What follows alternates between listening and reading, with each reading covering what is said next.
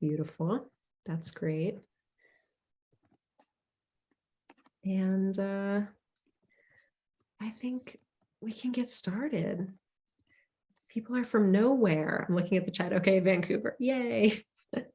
Oh, Massachusetts, New York, Boston, Milton, Massachusetts, really. Ithaca. Oh, cool. I have a lot of friends in Ithaca. And some basket making friends too, like Simone and Danielle, if you know them, that'd be great. Oh, I have people to send your way then. That's great. That's really, really cool. Asheville is a great place to be a basket maker.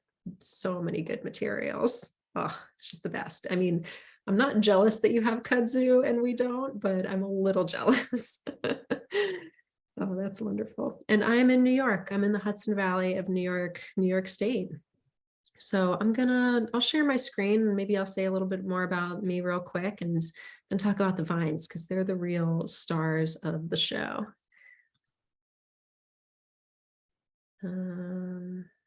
Share.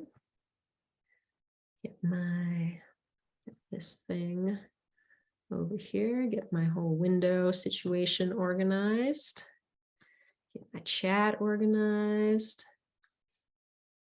Excellent. And is my volume okay? You all can hear me? You can just give a thumbs up if you can. Okay, cool. If anything changes with that, like I said, I am going to keep the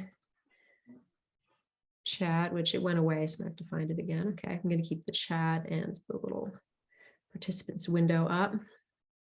So you can just throw whatever you need into the chat. Okay, cool. I'm going to start. So my name is Katie Grove. I'm in the Hudson Valley of New York State, like I said, and I'm a basket maker and an artist. But at the real deep heart of it is just, I love being in nature. I love being outside. I love getting to know the plants. I love the treasure hunt of harvesting and foraging and finding things and then getting to be creative and make with my hands. It's just such an ancient, old practice that's in all of our blood, all of our DNA. We all have makers in our history and our ancestry.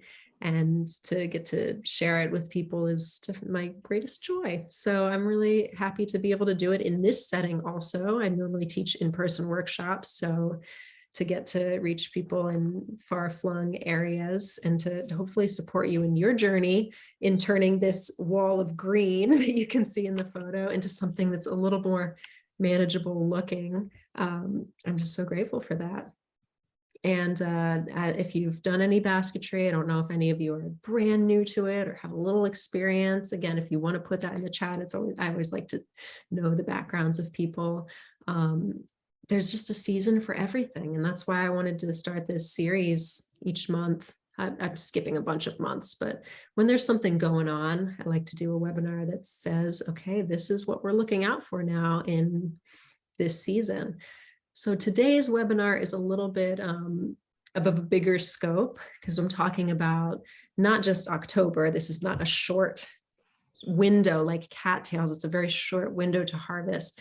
This one, vines, the big, wonderful group of vines, it's a really broad time span that you can harvest these plants during, and that's October through March. So this is kind of like, this one will serve you all winter long. Again, put questions in the chat, and otherwise I'm just going to keep going for it. Excellent. So what are vines? It's a giant category. When I say vines, you probably have something in your mind of like a trailing, twining plant.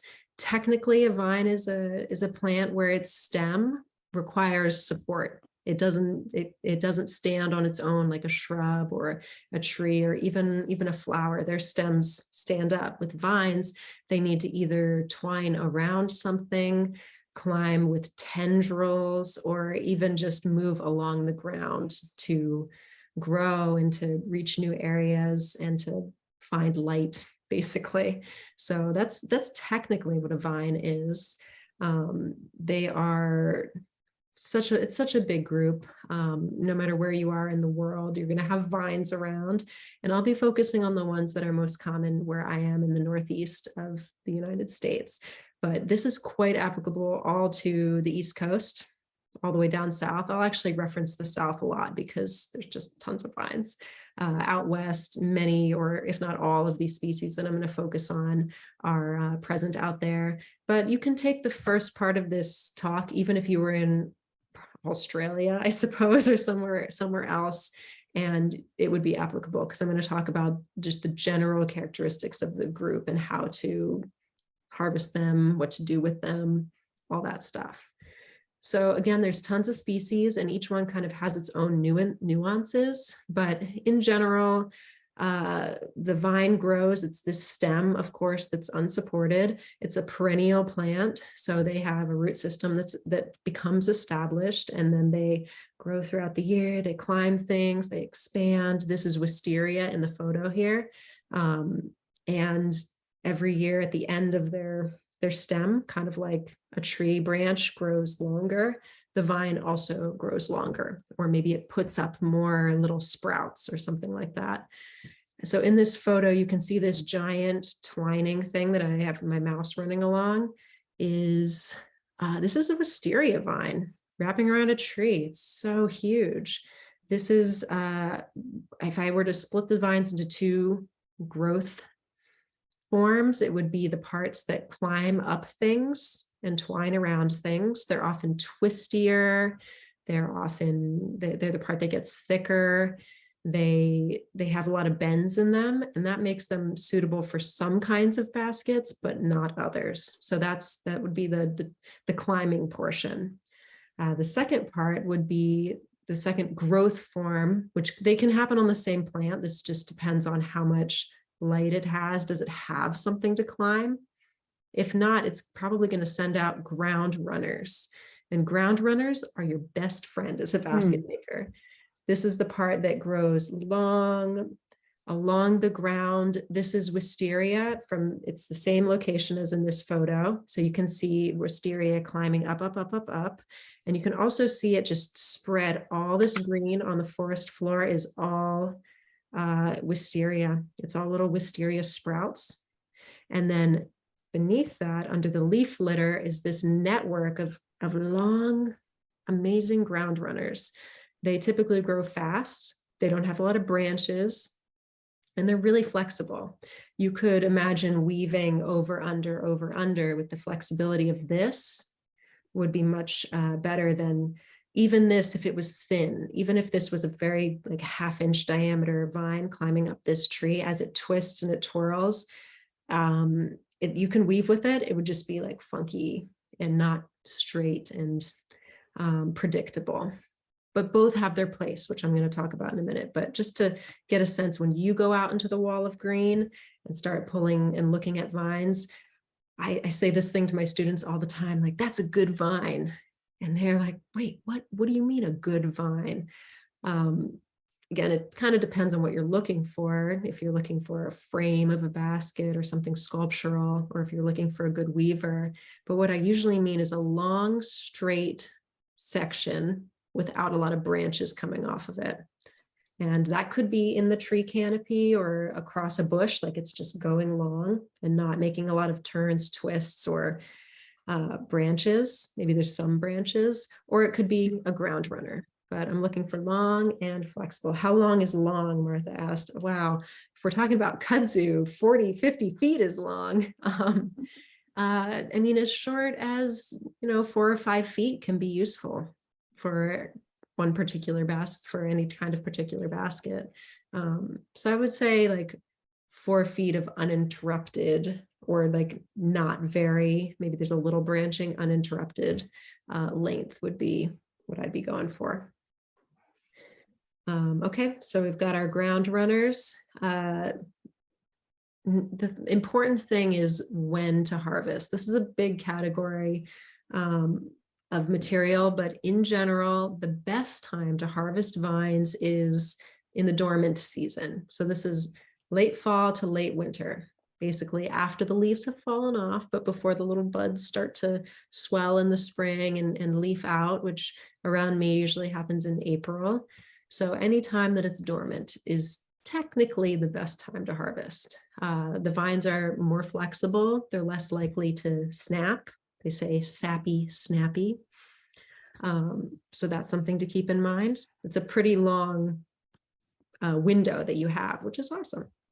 It's also just easier, honestly, to harvest in the fall and the winter when you don't have the leaves of the vines, the leaves of the trees. It makes a big difference when you're trying to pull vines out of a tree or wherever, if you don't have to contend with all of the other vegetation, and also just basically everything else that's growing. It's a more open landscape from which to harvest in the winter. You might not have to deal with ticks as much if you're in a ticky area, so that's pretty nice. But basket makers, I gotta tell you, at the end of the day, the best time to harvest vines to me is whenever I feel like harvesting vines.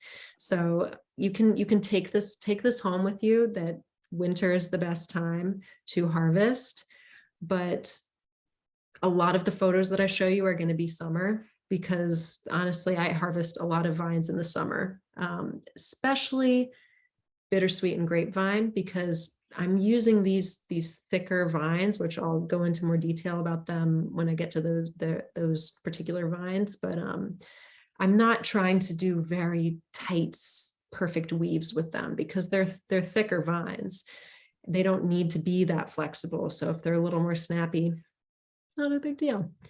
Something that's like kudzu. I've never harvested kudzu in the summer. I think it would be a lot harder with all the leaves on it, but I imagine it's still pretty flexible. Someone in the chat asked, how do you identify if the leaves are off? You can identify vines without the leaves, but that is a point that I want to make, that one advantage to harvesting in the summer, especially as you're getting started, is that it's easier. You've got the leaves on it to help you with identification. And once you really get to know them, you won't need the leaves. Some of these plants, like honeysuckle, are semi-evergreen, so they never lose their leaves. Some of them have very telltale signs of what it is, leaves or not. But no matter what, as a basket maker, you want to get out there in all seasons. And maybe you're out there in the summer and you find a grapevine and you're like, oh, this is great. I don't need it right now, so I'm just going to let it go and come back in the fall. You already know where it is. You've already said hello to it, gotten to know it a little bit. And then when you come back in the fall or the winter after the leaves have fallen, you can look at it at that point and say, okay, these are really the characteristics that I'm looking for. So it's a practice, one species at a time.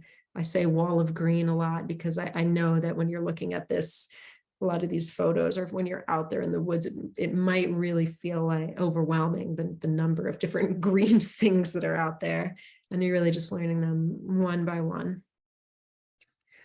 What to use vines for in basketry? There are tons of different types. This basket in the middle is a random weave basket made with bittersweet and bittersweet root. Those orange thingies are bittersweet root. They can re-root from root bits when they're not dried out. So if you were to make this basket fresh and like bury it somewhere else, it would probably grow. Now I'm thinking that would be a really cool art project of some sort, but I don't know. Random weave is a great technique for vines. It's one where you're weaving over and under in all sorts of fun, crazy ways. And it kind of caters to the wonkiness that vines sometimes do have. This basket on the left here, or these three baskets, are all ribbed or frame baskets. Some kinds of vines, when they're thicker, like those ones that are growing up, twining around trees, make really lovely hoops and handles, frames for a frame basket. Something that's thinner, like in this photo over here, not all of this basket is vines, but this light colored bit is honeysuckle, I believe. Really thin, really flexible. It's twining, so you can use vines for twining, weaving, random weave. In this ribbed basket, you can use thick vines for the handles, you can use vines for the ribs, you can use vines for the weavers. There's a lot of different possibilities of what you can use these vines for, depending on the qualities or the superpowers of that vine. If it's really thick and sturdy, makes a great frame. If it's very thin and long, makes a great weaver. And again, that's just practicing and trying things and playing with them. So we've got our general category vines. We've got our time of year, which is ideally winter, fall, but really if you're out there in the summer, it's all good. Tools, pruning shears. The ones on the left here are your best friend. You definitely want to get a nice pair of pruning shears. Take care of them. Don't shove them in the dirt. Don't let them get rusty because you left them out. And you're that old nasty pair in the bottom of the garden bin in the shed is probably not going to be the best. It might be usable, but if you're going to really get into basketry, getting a decent pair of pruning shears, and I like Felco is my favorite brand. I'll put that in there. And I have one other pair that I have what I really like, but I'm not sure what the brand is, so I'll have to look that up. Scissors are also possible for very thin vines, so having both of those on hand is great. Those are about the two main tools for harvesting that I'm looking for. And then you might be out in the woods. You might be in a situation like this. This is one of my basket students working, and this goes to, I included this picture to show how fun it can be, but also, it can be physical, and it's also, you're really interacting with the environment, and safety is something to take into consideration. If you're pulling a vine out of a tree, look up first. Look and see if there are is the tree alive? Is the vine wrapped around a giant dead branch that you're about to yank down on your head? Take care, and be careful about your environment. I'm just going to mute everybody. Yeah, watch out, especially if you're harvesting with people. Be aware of where everyone is and what you're pulling and what it is attached to. You also don't want to damage trees by pulling the vines out of them with too much gusto. One reason that winter is good, you don't have so many leaves grabbing each other. Oftentimes when I'm pulling a vine out of a tree, it's just not going to come. It's maybe bittersweet and it's twisted around the trunk. It's just not coming off. And in that case, I'll have a pair of loppers, which I don't know if that word means anything to you all, but it's like the long shears. They're very long handled with a more strong cutting head on it. Those are loppers. And I'll just reach up as high as I can with those and chop it just as high as I can. Ticks, thorns, holes in the ground. There's plenty of obstacles out there. So just take care, be aware of where you are, and go into it with like a calm, open heart. I have gone into the woods to harvest vines in a bad mood, and it is reflected every moment in the experience. I remember one time I'm like angry and I'm trying to pull vines out of the tree and the bushes, and they're whacking me in the face and they're getting stuck. They're not coming out. I'm like dropping my pruning shears, and I had just realized, wow, you can't come into this with a bad mind. You can't weave with your mind in a bad place, but even harvesting, like the vines, it's just like everything reflected my mood. And it wasn't until I calmed down and slowed down that I was able to harvest successfully, because it's a giant tangle in the vines sometimes, and coming into it with just being calm is really makes a difference. Let me see what time it is. It's 6:23. I want to talk a little bit, just a tad bit more, and I'll go back, about the ethics of harvesting vines. It's something that I think about and care about a lot. I'll try to keep it short, but many of these vines are invasive plants. And by invasive plants, I mean a plant that is not native to the area that it's growing in. It might even be a native plant to that country, but not native to that particular ecosystem, or maybe even that spot. And they're plants that tend to take over to the detriment of the other types of plants and animals that are existing there. I in no way blame the vines. I have a very open heart towards the vines. They are really just doing their thing, which all plants evolve to do, which is grow and thrive. So demonizing them really doesn't get us anywhere.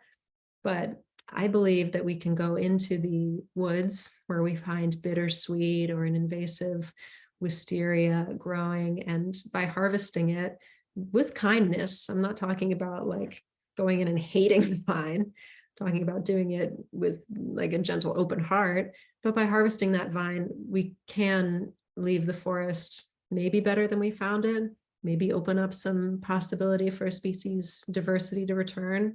It's going to take time. You can't just visit somewhere once, cut a bunch of vines, and expect the ecosystem to change. You might need to come back year after year to watch it, to tend it, to see what's happening.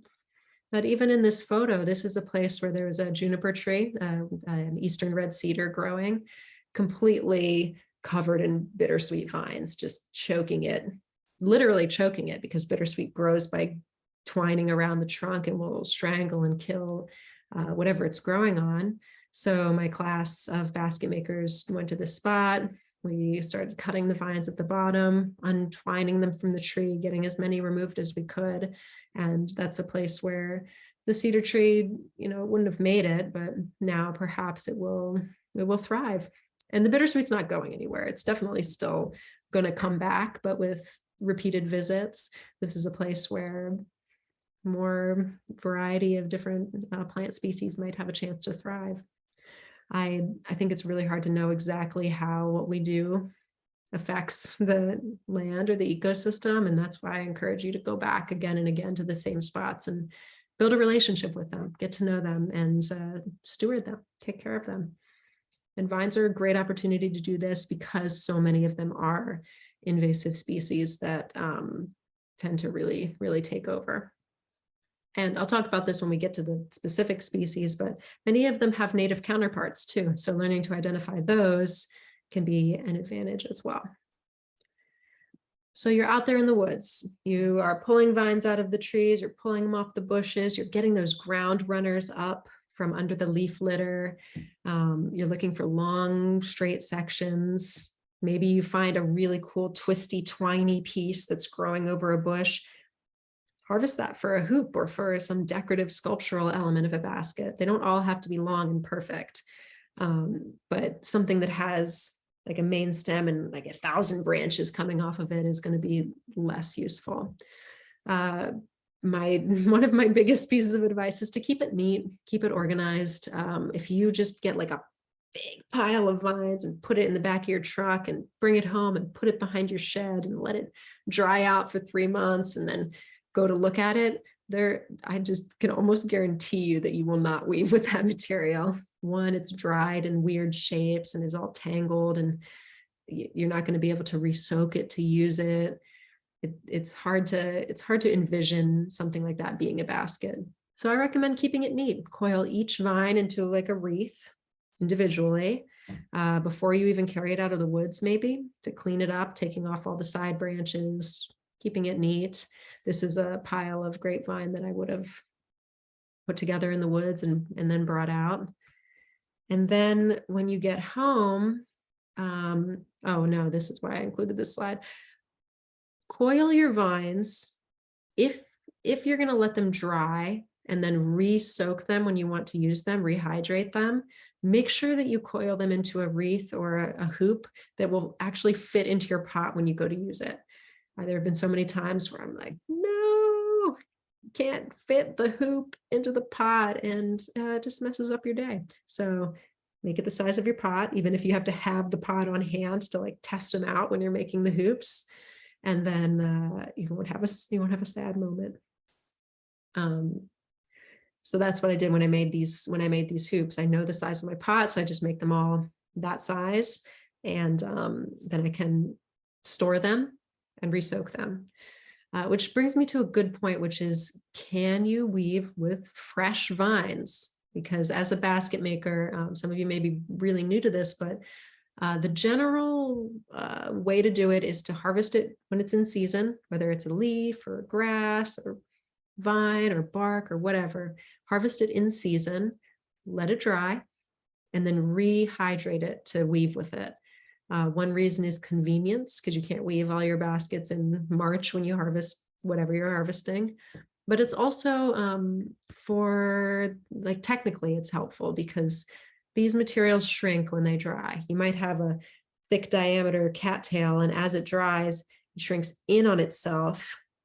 So if you weave with the material fresh and it all shrinks in on itself, the basket does not tighten. Since it's shrinking in, it loosens. You'll end up with a loose basket. So a lot of these vines, they do shrink. Even grapevines, even bittersweet, they shrink. Wisteria, it shrinks. They seem so woody and like complete, but they might be even half the size after they shrink, which can result in a loose basket. Now, there are some species that I will use fresh material, or some parts of the basket that I'll use fresh material for. For example, that random weave, I'll use fresh for that. Everything shrinks, it gets a little loose, and then I weave more stuff into it to tighten it up. You might weave like a basket in the round, like a willow basket style. It shrinks, you pack it down and weave in a couple more layers. So weaving with fresh material, you might have to address it later to tighten up whatever became loose if you want to, but it's doable.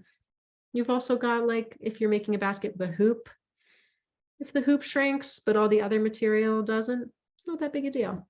So the technical way to do it for best results is to dry and rehydrate. With some materials like this grapevine in the photo, or bittersweet, they're just big. They're big, cumbersome hoops of vine, and it's just more difficult to have a pot big enough to re-soak them in.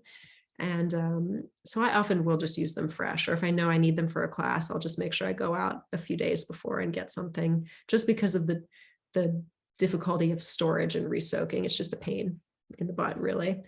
But you can do it. And again, I'll address those details in each of the specific plants that I talk about. Reheating them, if you do let them dry and store them, maybe hanging on the wall or sitting on shelves, when you re-soak them, some basket materials like leaves, grasses, cattails, hot water is your best friend, but it doesn't take that much. You might put it in some hot tap water, or pour hot water all over it and let it sit. That's enough to get it flexible. Vines are a different story. They're woody, they're stiff, they're like stems of trees almost, and they require some actual heat to get them flexible. I haven't done any tests on this, but I suspect if you put a vine in like a bucket of cold water, it would never become like as flexible as if you added some heat to it, and it certainly wouldn't happen as quickly. So what I usually do with vines is I put them into a pot, like the one in the photo, put it on a burner, and I bring it to like a steam, maybe even like a light simmer. You don't really want to boil the material, although a lot of these plants can kind of handle it. They're not like cattails that would just dissolve, or inner bark that would dissolve. Like, they can handle a little bit of cooking, but probably better to just light simmer or steam. And I can't give you an exact time. It will totally depend on the type of material, whether it's a very, very thin honeysuckle, or if it's these thick grapevines that I'm putting into the pot in this photo. It might take an hour for the thick vines, and it might take 15 minutes for the thin ones, or maybe it'll take an hour for the thin ones. What you've got to do is bring it out of the pot after, I don't know, 20 minutes or something, give it a little bend, see if it bends. If it snaps, needs longer. I can tell you that thicker things like bittersweet and grapevine will take more time. Wisteria also. I would even say to budget an hour for letting that steam in hot water before it's flexible. But you will develop the sense of it, and you just trial and error, and don't feel bad if you pull it out and it snaps. Take notes. I'm really bad at taking notes, but I recommend that you do it, and then you'll know. So that's the general overview. I'm just going to go over it one more time. We've got our vines either climbing up things or running along the ground, harvesting them in the winter, in the dormant season when they're not, the sap's not running, or whenever you feel like it. If you want to break that rule, I do it all the time. You're making any variety of different kinds of baskets depending on the superpowers of the vine. If it's thin, if it's thick, if it's sculptural, if it's uniform. Pruning shears, You're taking care in the environment, to think about how your actions are affecting the ecosystem. Maybe you're helping it, maybe you're hurting it. Just to watch yourself and take care with it, and to be safe. Don't pull dead branches down on your head. Keeping it neat, drying it ideally, and then rehydrating it in hot, steaming, lightly simmering water when you want to use it. And again, please put any questions in the chat, because I'm probably missing something. I always miss a little bit of something. But those are the general overview of vines as just a big group. And I'm going to spend the rest of the time talking about some specific species that are common around me and really around all of North America. I got the question, do you need to strip the bark off the vines? No, not necessarily. It's optional with some of these vines, and with each of these species, I'll remember to think about the bark a little bit when I talk about them. So, because some of them are really pretty when the bark comes off, and some of them, I don't know, it doesn't need to come off, but all of them are fine to use with bark on or with bark peeled. So one of the most common species around me and throughout the country is grapevine. This is a really big genus, the Vitis. I think that's probably how you say it. Never said it out loud, actually. There's tons of species, and a lot of variety when you're going to identify them. I'll put this slide up for a moment. So these are grapevines. Very different looking leaves, but they do all have the same structure, which is palmate, is the description for this leaf type. It's kind of shaped like a palm. The veins of the leaf all start at the edge of the stem right here and come out in a pattern that is described as palmate. They often have these, I guess you could think of these as the fingers, these lobes.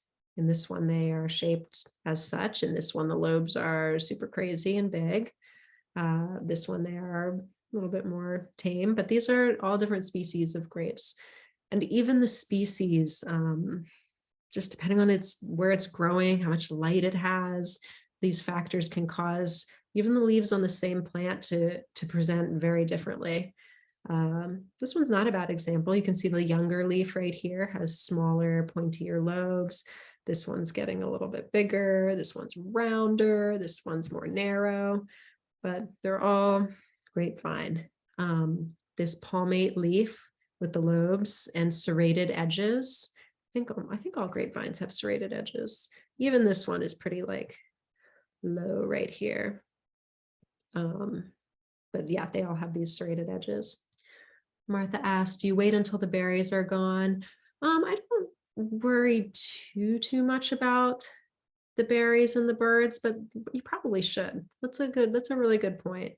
There's often just so many grapes. But yeah, if you're thinking about the whole of the ecosystem before your own needs, then yeah, you would note, okay, the berries are just forming. Now they're getting bigger. Now they're ripe.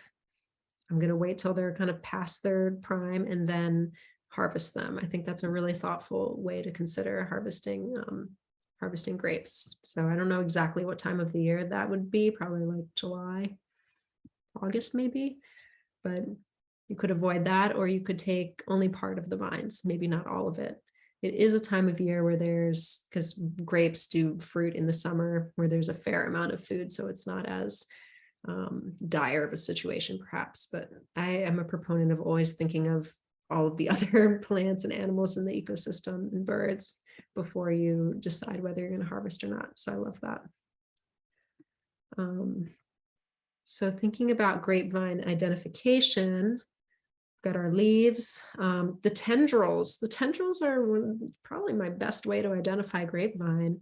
They have these curly little grabby tendrils that are really, really unique. And if you have those, then you've got a grapevine. The bark is another thing. So grapevine bark is brown and shreddy. I included a bunch of pictures of these because I guess I just really liked my photos. But this one on the left is one species. This, I believe, was a summer grape, it's called, Vitis Aeschylus. I don't know. I'll have to remember that and put it in the email. But it's a native grape, tight, shreddy bark, but still brown. And then this one on the right is another kind of grape. Same thing, it's brown, very brown. They both have the tendrils, but the bark is peeling off in plates. It's still shreddy, it's just kind of shreddy in a different way. When I'm looking for a good grapevine versus bad grapevine, I'm often looking for this on the right. These ones here, this close-up really shows it, that shreddy outer bark is peeling off in these plates. It's leaving a very smooth vine underneath. This is not the like wood of the vine, it's still bark, but it's almost like the outer bark is peeling off. This usually indicates that the species of grape is one that would have big grapes on it, and could be a native, or it could be a cultivated grape that's naturalized in that area. And they tend to be just so pretty to work with and very flexible. They're not as susceptible to insects, these particular species I've noticed, and they just tend to be healthier and happier and honestly prettier to work with. These ones on the left, where the bark is very tight, it's hard to get it to peel off in those plates. I often find much more insect damage on a vine like this.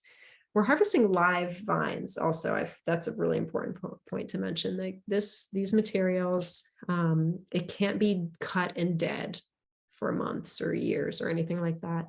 It needs to be alive and healthy when you harvest it, which, you know, is a big deal because you are maybe purposefully trying to kill the plant if it's an invasive bittersweet that you're trying to remove from your trees. But you might not want to kill it. You might want to be encouraging grapevine to grow, and it will grow back. They are very tenacious growers, vines.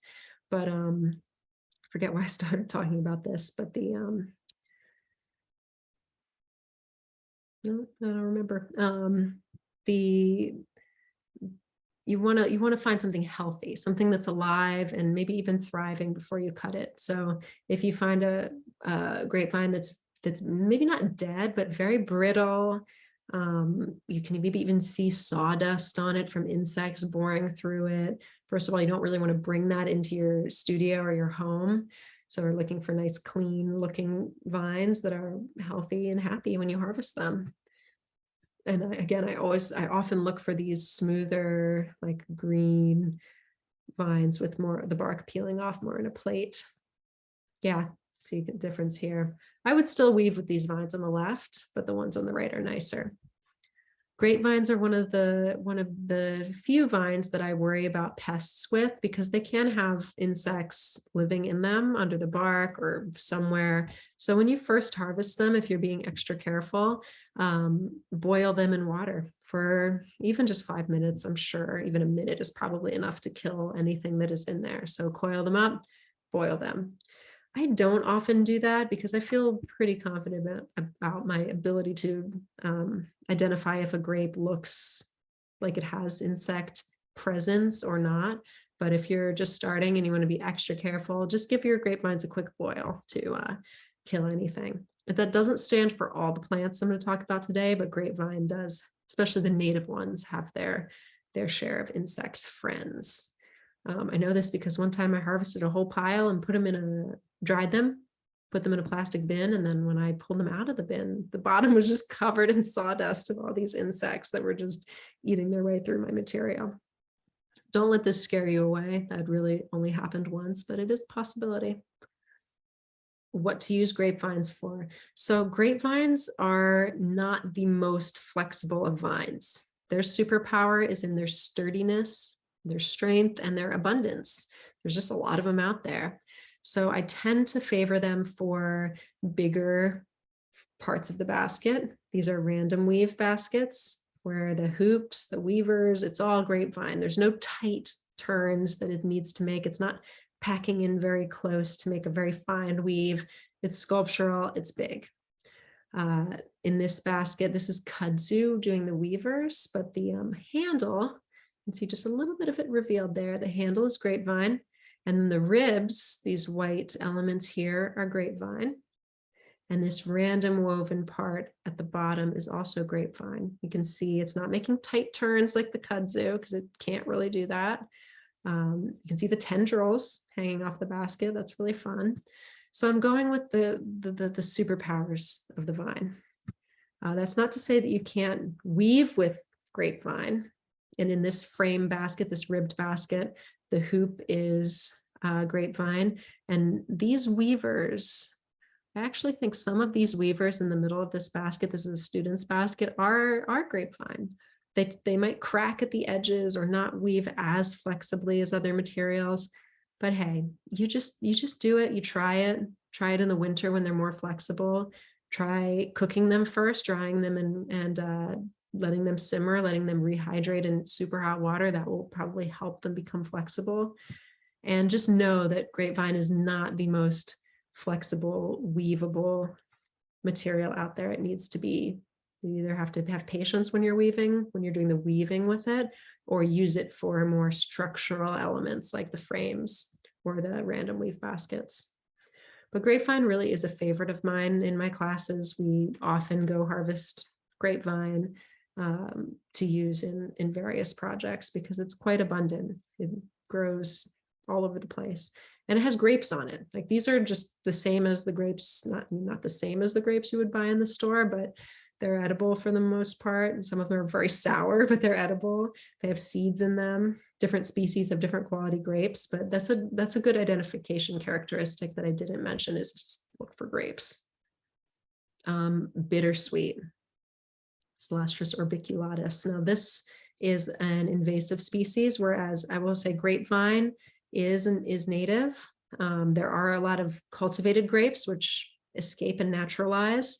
Grapevines can damage ecosystems. I don't know, they're providing a lot of benefits also, but if you have a shrub that gets covered in grapevines, that shrub might not be able to survive underneath them. So I don't know if that's good or bad, but it is something to observe. Bittersweet, there is a native bittersweet, Celestris. I can't recall the name of the native species, but it looks very similar. It doesn't tend to take over. So if you find bittersweet in the wild, it's probably the invasive species. These little yellow seed fruit coverings are, I believe they're red or dark orange in the, oh, I've got a slide right here. So here's American bittersweet on the right and the Asian bittersweet on the left. You can see on this picture on the right, this is what bittersweet does to climb, to thrive, to grow. It twists around and it strangles things. So it really does kill trees. And by removing it, we can give those trees a chance to survive. This is another plant like grapevine, where its superpower lies in its abundance and its strength and its sturdiness. It, even at thin diameters, because you can find it very thin, even at those thin diameters, it's not terribly flexible. Again, better in the winter and even better if you heat it for a little bit. But it's not the most flexible. And I usually try to use it for frames or for sculptural or for bigger elements of the baskets. Identifying it, it does not have the brown shreddy bark of grapevine. It has a gray bark that often has these little brown dark colored dots on it, pores or lenticels where gas exchange is happening.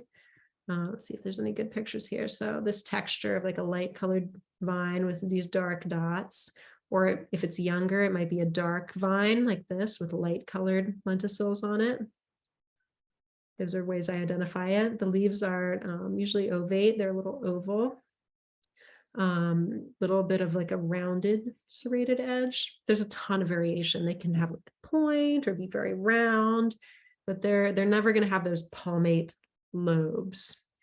And Tracy asked if scandens is our North American native. Yes. Celestris scandens is the American bittersweet, which I've never really seen in the wild. And maybe I haven't looked hard enough, but it's probably out there, and it would be a lovely plant to even have in your garden or your landscaped lawn, because it doesn't take over like the Asian bittersweet does. And Katie asked if the berries sometimes look more yellow. Yeah, these like little casings right here are kind of popped off, but before they pop off, they'll be covering it a little bit more, so they would appear more yellow. Yes. You'll see them in wreaths. Don't make wreaths out of them. They spread so easily. So birds spread them, bittersweets all over the woods. But if you make like a beautiful wreath out of it and then frisbee it across the yard to your neighbor's house, all the berries will scatter. Or maybe if you even transport it to the next county over to a woodland that doesn't have a lot of bittersweet, it can spread from those berries. So I do not recommend using them in your decorations, even though they are so very beautiful. Either that or keep the wreath maybe inside and then, I don't know, throw it away or burn it when you're done, because they really do spread. I use them in random weave a lot, big, sculptural. They don't need to make tight turns, not that flexible. So they're great for baskets like that. So fun, these twisty handles here. Bittersweet just grows like that because it twines and it twists. It can be just a lovely sculptural element that I like to take advantage of in baskets. This is a student basket, gorgeous. That's all I have. Weavers, like the parts of this ribbed basket that are weaving the real body of it, you can use bittersweet for that, but it doesn't behave very well. It probably will crack a lot at the edges. You can still do it, you can make it work, but it might frustrate you. So just be prepared for it to not be predictable, even behavey. It's going to be more cracky and maybe infuriating. You'll have to just see. Kudzu. I'm trying to go fast. I'm going to go a little bit past 7 with this part of the talk because we started a little bit late. Kudzu, the vine that ate the South, they say. It is an invasive species native to Southeast Asia. It has tons of historical, cultural value there and current value there. So I think we should adopt some of that and make more baskets with it, amongst other things. This is the vine in the South that it just covers over things. You'll see it on the highway. You'll see it on houses. The leaves look like this. They're kind of like a little poison ivy-esque, actually, with a little center piece and 3 leaflets coming off. Great vine for baskets. Not a great vine for your environment. This is all this dead leafy litter in this photo is all kudzu leaves. These are all kudzu leaves after they've dried and died. This is you get in there and you start peeling apart the leaf litter, and underneath you're going to find those ground runners. And ground runners are the real hero of the kudzu harvest. They can be so long. They can be 40, 50 feet long, and they need to be split in half to be woven. They will be kinky and bend and they'll just basically kink and not weave nicely if they're used whole. But if you split it in half, which I know you're probably like, how do I do that? You can just try it with kudzu. It's pretty forgiving. If you take the end of the vine and cut it and then start peeling it in half, kind of like you're peeling a banana. It's not really peeling a banana because you're peeling each half away from each other. And it makes a lovely, lovely, lovely weaver. The tall or the big parts that are growing up the trees, sculptural, again, ribs, hoops, random weave, but really the long ground runners, like in this lovely harvest that I've got on my back there from many years ago, are awesome, awesome, awesome weavers. Martha asked, can you make the ribbed frames and put aside for another day to fill in? Yes, that is my favorite thing to do with ribbed baskets, because you're just making a frame, you're done with the frame, and literally all you're going to do is fill it in. So it's the perfect basket to just have on hand, and then when you find materials, fill it in. It's great. I love that. On the right here, you can kind of see, again, this just network of leaves and kudzu. That is a great looking harvest spot. You have to be, I was wondering what was going on with my door. My cat needs to come in or he'll be very sad. So I'm gonna let my cat in.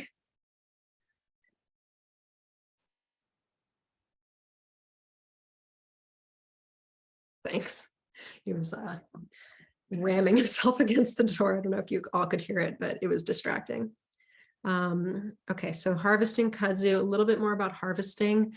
Be careful where you harvest. A lot of highways and parks, local areas, they spray pesticides to kill a kudzu. So I probably wouldn't recommend harvesting on a major road of any sort, but if you can get off the road into, I don't know, wherever, or somewhere that you know, like you've asked the landowner, you know you can harvest there, then you can find out if there's pesticides or not. I don't know how long that lasts when they apply it, but it's just something to be cautious about when you're harvesting roadside anything.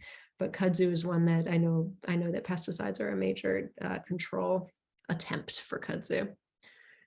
So here is a twined basket on the left. Kudzu when it's split in half, so fine, very, very flexible. It's not like the most resilient. If you get it wet, it tends to mold very, very easily, but you can weave, this is twined, or in this ribbed basket on the right, weave very, very tight things with the kudzu vine. It's great. It has an amazing superpower, and that is its length and its extreme flexibility.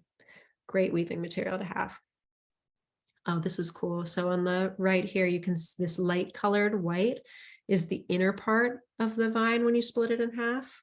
So you can see the pith, the white core, and then on the left is the brown outer bark of the kudzu, and then a little red osier dogwood in there for some pizzazz. Another favorite vine. So this is kind of leaving, if we've got grapevine and bittersweet as like the thick, sturdy frame basket stuff. Chocolate vine, or akebia, as I call it, is really thin, really long, and really flexible. This is not a native species. This is a plant that gardeners often plant, or just people that are interested in landscaping, because it has this really cool flower, this purple brownish flower. And it also has an edible fruit, which I don't know anything about. I've never processed it or eaten it or done. I know nothing about it, but I do know that sometimes people plant it and then they regret it. They regret it like 5 years later, because in its localized spot where you've planted it, it can really take over it, completely take over. So this is probably a vine that most of you are like, I've never heard of akebia. Just tell everybody you meet, especially garden-y people. The cat has come. Go away. That you're looking for a chocolate vine or akebia, and eventually you're going to get someone that just gives you a deadpan look and it's like, I have akebia, and you go help them with it by trying to remove as much as you can. It has its leaf is like a little 5 leaflet deal here. It's a thin vine. This is not getting big and bulky like grapevine or bittersweet. Here's a pile of akebia. Don't leave it like this. Coil it up into beautiful, beautiful coils like this stuff on the right.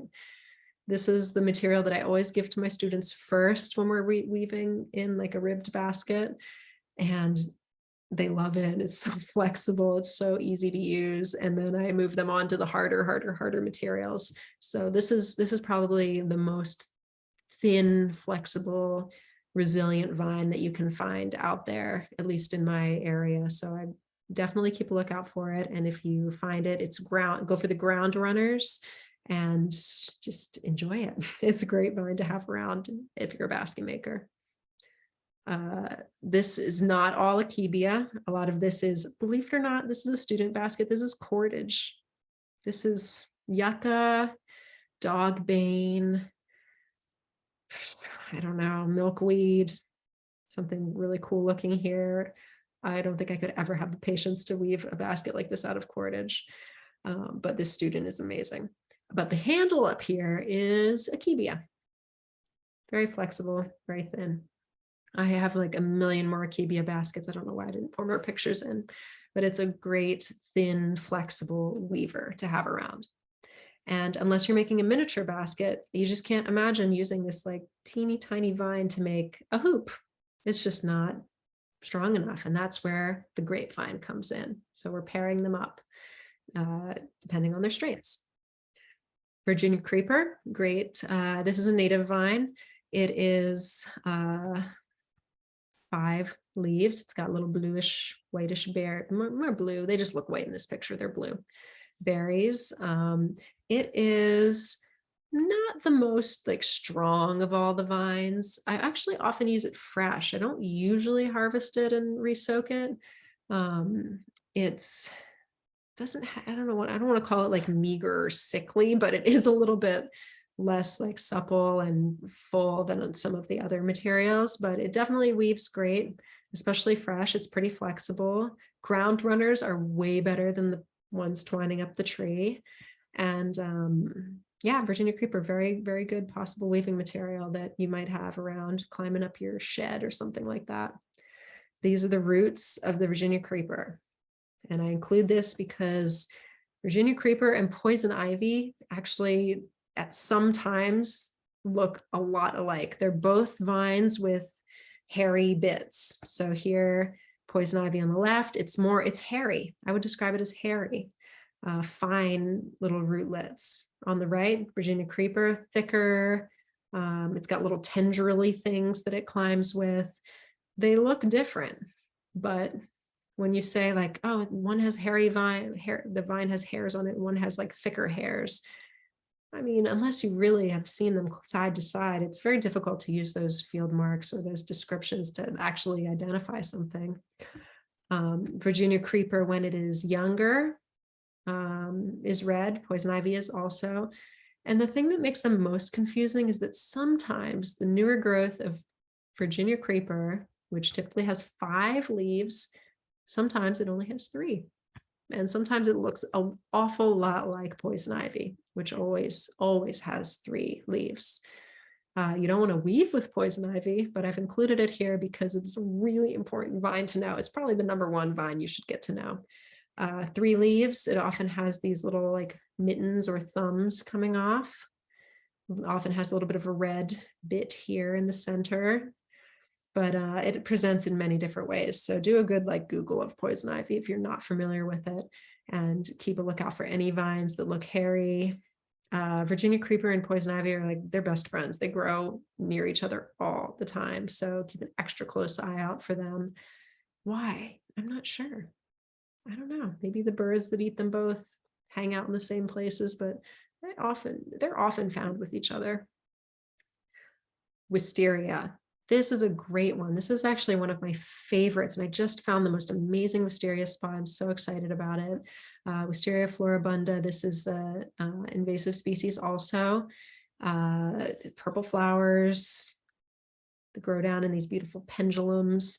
It's often planted ornamentally, and where it's planted ornamentally, if wisteria has a ton of space to grow upwards and twine, it's probably not going to send out a ton of ground runners. Like if it has a ton of sunshine and places to thrive, you might get some ground runners, you probably will, but not a ton.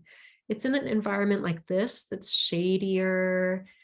This is wild, where the wisteria really, it wants to find new ground, and it's doing that by sending out a bajillion of these lovely to weave with ground runners, straight, long. They're going to root. It's a stem that's like going along the ground, and it sends down some roots once in a while. So you have to pull those out.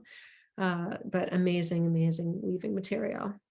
Now I talked a little bit about removing the bark, and I didn't actually remember to specify each type of vine and if you could remove the bark, but basically all of them you can. But wisteria is a little extra awesome. It's got this pretty brown color.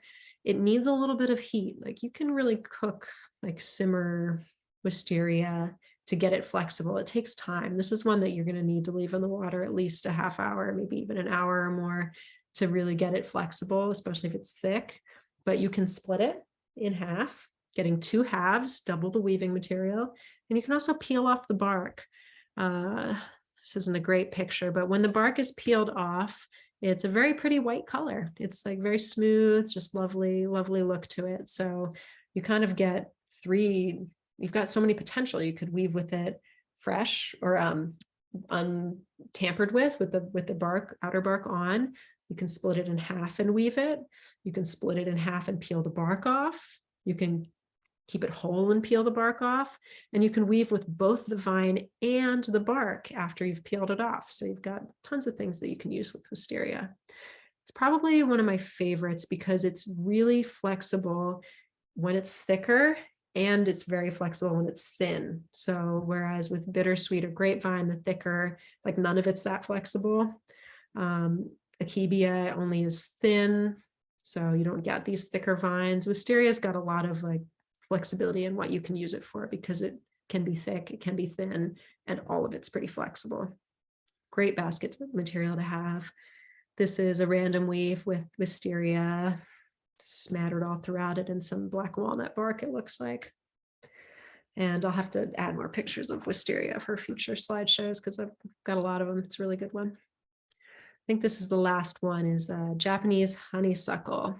So this is, again, an invasive vine that there are native counterparts to. It's another thin one. It's not going to get to be as thick as bittersweet or grapevine, but it might get to be like, I don't know, half inch or maybe even more in diameter when it has a place to really grow. This is a plant that is, and actually all these vines are they thrive in like a warmer climate. So in New York, they're all present, but there's not a lot of honeysuckle. And where it does grow, it's not taking over and growing really long and abundantly. Even like 3 hours south, the honeysuckle is much, much, much more abundant. It has opposite leaves and it's semi-evergreen. So this plant, the leaves don't really fall off. So you can use the leaves to identify it pretty much any time of year, depending on the climate. It's a little bit colder up where I am, so the leaves are falling off, but a little bit further south, they don't. It has a shreddy outer bark, like a brownish reddish color, that when you cook it, and when I say cook, I use that word a lot, but I really mean just keep in hot water for an extended period of time, not necessarily like boiling it, but steam or just maybe a tiny, tiny simmer. But when you do that, you can scrape off this or peel off with maybe like a cloth in your hand. You can run it along the vine, peel off the outer bark, and you get this really fine yellowish, whitish inner bark. It's very smooth. It's a little bit cracky. Honeysuckle is more likely to crack than, say, chocolate vine or / akebia that is the same diameter, but it's just way more flexible. If your bittersweet is cracking, or if your honeysuckle is cracking, just put it in the water longer. And Jenny asked, with the wisteria, how do you harvest in a way that you know you're not making it even more invasive? It's everywhere where I am. Don't spread the roots. So if you pull the roots out of the ground and you take that little root clump and you bury it somewhere else or put it in your compost pile, then it could spread from that root cutting. So don't do that. But when you bring them, if you harvest it, bring it home and dry it in the studio, the drying it is going to make it so that the roots will not reroot. But you could take extra care with putting things that you don't want to spread in your compost pile, or even in like a wood pile or plant debris pile in the woods. You can throw it away into the garbage if you want to do that. Better would probably be to dry it and burn it, as long as it's not I actually don't know about the toxicity of burning all of these things. I know you can't burn poison ivy, and there's other plants you definitely don't want to burn, but I'm not sure about any of these vines, so that would be something to look into. But the harvesting, don't spread the berries. Like if you're harvesting bittersweet when it has berries on it, either cut them off and leave them in place, or just take extra care to put them in a bag and not scatter them all around the ground where you're walking. If you're trying to remove a vine from a certain ecosystem, like you really say, I've got this wisteria plant, I'm trying to remove every inch of it, you got to pull out all the roots because it will re-sprout from those roots. But the good news is that even if it does, if you keep coming back and you keep pulling and cutting and harvesting, mean, eventually you'll weaken the root system so much that it does die, but it takes time and it takes repeated visits. And I hope that answers your question. If anybody else has any suggestions you want to put in the chat, that would be really good. But not spreading the roots, not spreading the cuttings, and not spreading the berries. But once it's all bone dry, I don't think there's any risk of it being rehydrated and continuing to grow. And I think that's it for the specific vines. I went a little bit over the 7 o'clock. I usually try to keep it to an hour, but so much to talk about. So I'm going to stop sharing my screen, and we can open it up to a question and answer. If you have questions about vines, ask those first so we can talk about vines a little bit more. I can also pull back up the screen share if there's a slide you want to look at. And then if you have questions about anything not vine, then you can also throw that out there. And I'll go back and forth kind of between the chat and the voice questions. It's always lovely to hear a few voices asking things. So you're welcome to turn back on your videos if you like at this time. Karen asked, can you speak to English ivy or blackberry? Yeah, English ivy, definitely a weaver. It's not one I use a ton, but it is definitely something that you can use. You're gonna want to experiment with drying it and resoaking it, experiment with weaving with it fresh. It's pretty flexible. And I've never used it at thick diameters, so I don't know its flexibility when it's thicker versus thinner, but it's definitely a weaving material that people out there use. There's not one that I'm as familiar with. And blackberry is great too. So these are like blackberry canes. They have thorns. They grow long and flexible. You want to remove the thorns. Those are, yeah, they're definitely a good winter. They're a good winter harvest. They're not technically vines, but they follow the rule of harvested in the winter. It'll be more flexible. They usually strip the vines off, and they're flexible enough, especially at thinner diameters, to use as weavers. And you can also use them as ribs in a basket. And that would go for blackberry. Black raspberry, I guess, is one that I've used a little bit about. Multiflora rose kind of goes into like that thorny category. They're all weavable to some degree, and especially the thinner ones I've found. And English ivy is great to have, I think, as a basket maker. All right. Does anyone else have a question about vines or something else? I, of course, have a question. Yay. I think it's about pith and my understanding of pith. Mm-hmm. Let's take English ivy, for example, which I have so much of. So, so I peel off the bark. I can do that. It's flexible enough. And then I go to split it, like you described, splitting the kudzu. Mm-hmm. And things are going along really well. And then there's this sharp thing in the middle that like ruins my day. So should I be soaking that before I split it, or what is going on with the pith? It may just not be a very splittable vine, might not be like amenable to splitting. And I don't have as much experience with English ivy, so I can't be authoritative in my comments on it. But when I hear that, I've never tried to split it. I know I've only woven with it. Just when I do this, it's me weaving a ribbed basket back and forth also. I should say that. So I've never tried splitting it, but it might just not be a good splitter. What time of year was it? It was just this week. So but some people like dig it out. They dig it out. Is that what? Yeah, I mean, you could do that. I would try harvesting in various seasons. So keep doing it throughout the year. Yeah. I would try drying it a little bit. Doesn't even have to be fully dried, and then rehydrating it in hot water. That often like softens it up and totally changes the characteristics of the plant. So you could then split it a little bit easier, and it'd probably be easier to even pick out the pith if you did it at that point as well. Yeah. Okay. Thank you. Mm-hmm.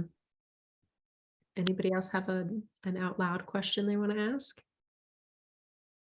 Hello. Can you hear me okay? Yep. Yeah. Great. Thank you. This has been great. My question is kind of the opposite of the invasives. When you have a nice little vine in your yard that you know is a host to a particular butterfly, one I have a little native passion flower, and another one is a pearl milk vine, milkweed vine. And so I'm just curious on tips on being careful not to remove it. And I'm guessing, wait till it's dormant and just cut it a couple of inches before the ground and come back and look as you've described on the invasive ones. Yeah, that's a really good point, because you want, like, you're not just thinking about what you want to weave with, but you want to encourage that plant to grow. It might look like not harvesting it from it. That could be a possibility. You can also, you might need to know those particular plants, that species, and how they grow and how you tend to them. For example, grapevines at a vineyard, they cut back every year and they resprout, they regrow. So for those plants, if they're one that behaves in that way, once it's pruned, it perhaps even puts forth more growth.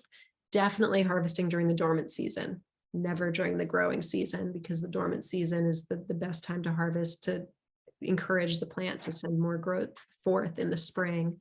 Or maybe just harvesting part of it, and maybe not the whole thing. But I'm not familiar with either of those. But I love that question, because yeah, thinking about the health of the plant and all the hosts on it more than the weaving material. Yeah, and they're tender little bits that we love to have, but of course you're also drawn to, seeing them be in a basket. The other question that I have is I discovered that bindweed was great for weaving, and then of course I learned that everybody's been doing that forever. What about growing morning glory in your garden? So my friend, I have a big bunch of morning glory that's just banging out in my garden. And I was thinking that once we get a little later into the season, I could harvest that and try it. Have you ever used morning glory for the garden? A little bit, and a bunch of my students have used it actually. Okay. It's thinner, so it's not the strongest vine, I think, compared to like wisteria or some of these other ones. It's not as tough. So you might be thinking about weaving it very tightly, packing it in. You might be thinking about twisting it together with, like, twisting a whole bunch of them together, kind of like the bindweed, which is not, even when it's not that strong. It's pretty thin and wispy. Strawberry plants, they have their runners. Those are weavable, but they're thin, they're delicate. You either weave them in a delicate basket or bundle them together to make them a little stronger. But definitely morning glory are a possibility, especially in the ribbed baskets. I've had a lot of students use them in those. Cool. But that's really exciting. I want to hear everybody's updates once you try all these things.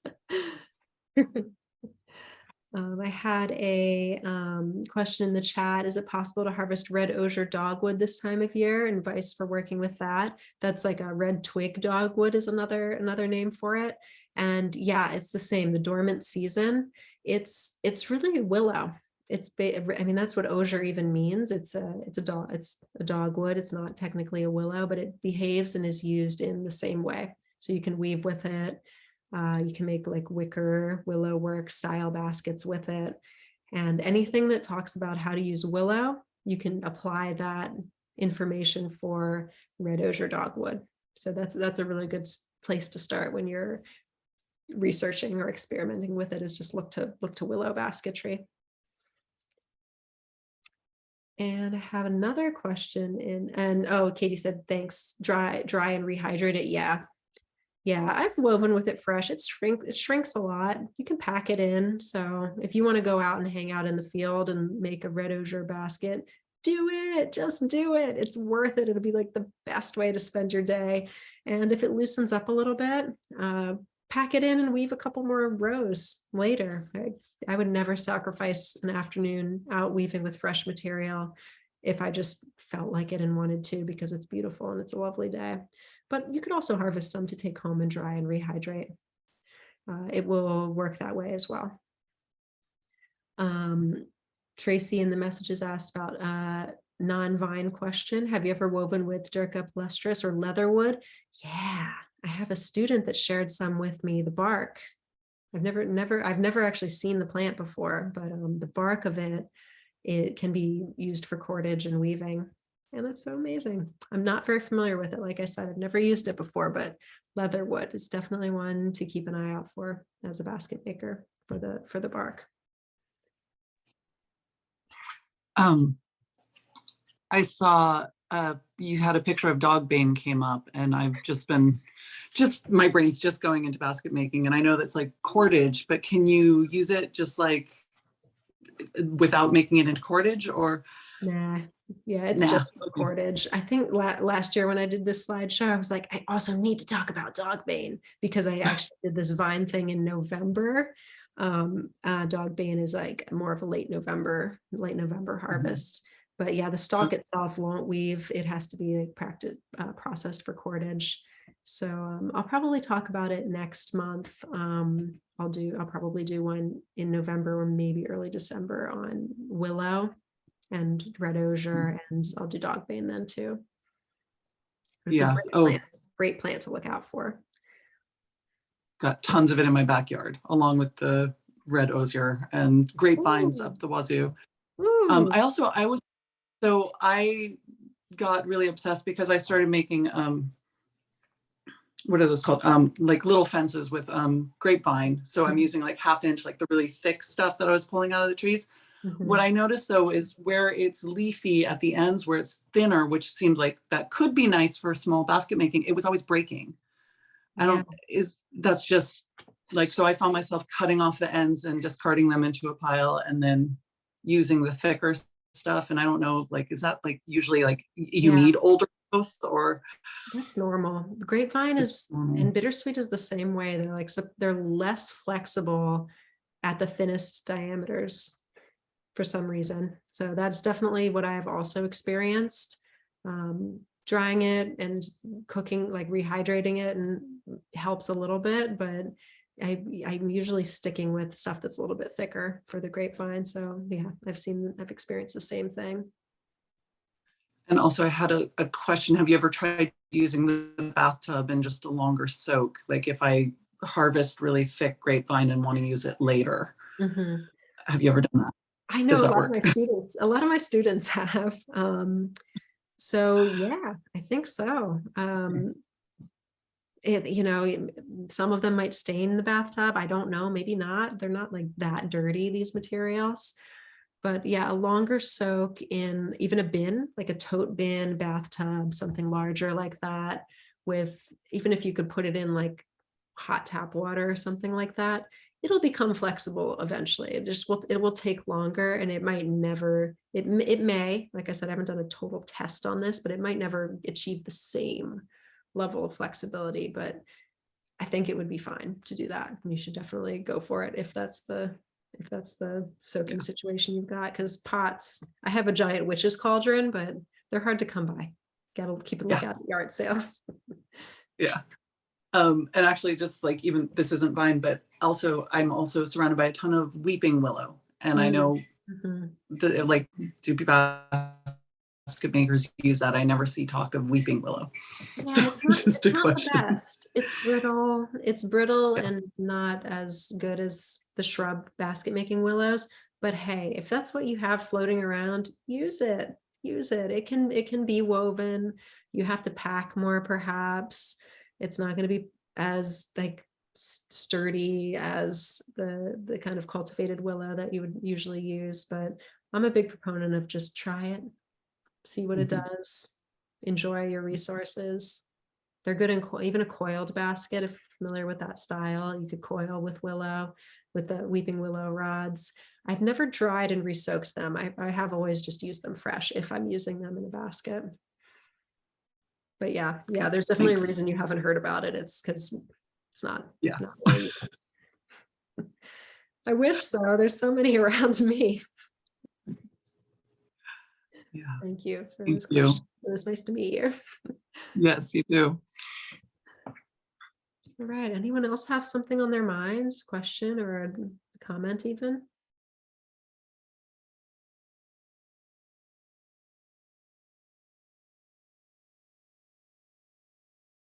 got some in the chat.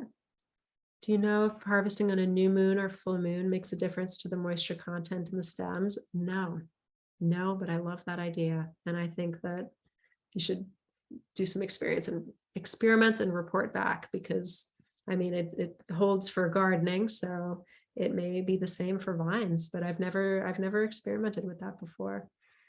I think that it would be really meaningful either way to choose a new or a full moon to harvest on and to play with that. That's very, very cool. And Liz said that she used weeping willow as the stakes in a twined basket. Awesome. That's great. You have it, you use it, you play with it, you enjoy experimenting with materials. That's really great. All right. Anybody else?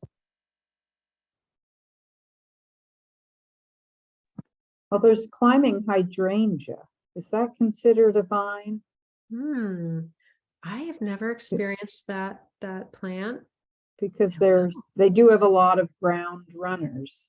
I'll That have to sounds- try it. Yeah, you should definitely try it. I've never heard of that before. I love it.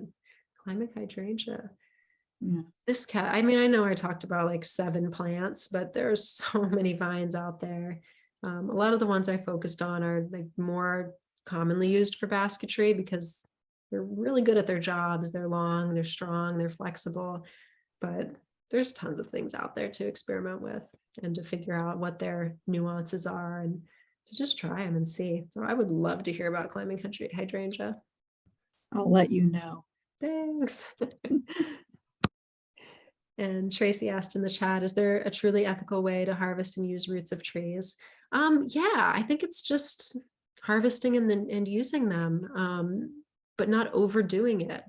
Like if you have a big, I'm thinking of spruce and pine roots. If you have like a big open forest with like duffy pine needles and just spruce trees growing everywhere, digging the roots of those trees, it's not going to be enough to damage those trees. If you harvested with 30 people every week for a year, yeah, you probably would. But if you are going to a spot once and then not coming back for a long time, it's not going to kill or damage the tree to the point of killing it or like noticeable damage. Again, you got to ask your heart and to just to just come at it with an open heart, because if I can't really tell you, I don't know if anyone can really tell you that the tree likes or doesn't like it. I do know that roots have been traditionally harvested by indigenous groups and that are stewarding the land for hundreds, thousands of years in certain places. And I have to believe that it's done with care and stewardship and that the forest is not damaged or depleted. But I think coming back, just rotating your spots and not overdoing it, but harvesting, one person or a few people's baskets worth from a grouping of trees, it won't be enough to hurt the tree or damage it. And I'd love to hear if anybody else has thoughts or comments on that, because there's probably a lot of science to it and then a lot of heart too. Yeah, ask the trees. If you get a bad feeling about it, don't do it. You can trust yourself when it comes to that. There'll always be more places. And I think it's important to tune into your instincts when it comes to that, even if it's not based in or grounded in anything, but just the deep feeling that you get asking the tree and sitting with it.